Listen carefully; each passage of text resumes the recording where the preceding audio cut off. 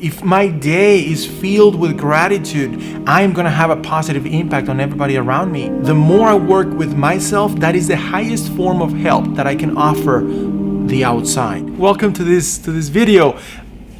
We need to take care of our backyard way before we start to think about fixing the world. It has been especially true for me these past few months, trying to save the world, save that outside thing. But what I really need to be doing is working inside of myself. The more I work with myself, that is the highest form of help that I can offer the outside. Because if I go to the outside, there are laws in place in the universe that will prevent me from interfering with an outside force. If I apply X amount of force to the wall is gonna push me back.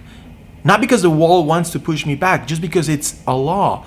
You know, for every action there is a reaction. So before I go outside and try to help anybody out there, I need to help myself to a better reality, help myself to more deeper peace, more contentment, more gratitude. If my day is filled with gratitude, I'm going to have a positive impact on everybody around me, or at least the ones that want to be influenced by gratitude. So my job is not to go out there and fix anybody or anything outside. The important thing is for me to have the coherence of my spirit, of my frequency, so that it eventually has a positive effect on whoever wants it. In nature, you don't see an apple tree saying, I want my apples to be eaten by, this person or that person because I want to make sure that, I do good out there. An apple tree is just always giving apples to whoever, a bird,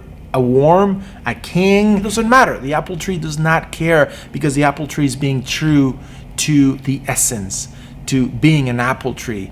So when we start to focus on that, what is my essence? What can I, work on myself? The fruit that comes from my job, my work, it automatically is going to have a positive impact wherever it needs to.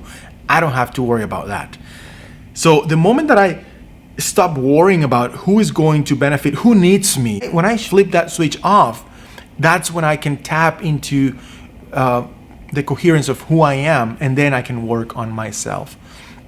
So if you just follow the simple rule of what about me is making that event hurtful, what in me is being reflected on that thing that caused me resentment or pain or anything, is not his problem, is not her problem. It's here. Somewhere in here there is something that comes in resonance with the fear that they have, with the anger that they have. And I'm not saying anger is bad. Anger can be a beautiful tool, to create. That's okay. But most of the time we tend towards using emotions in a negative way.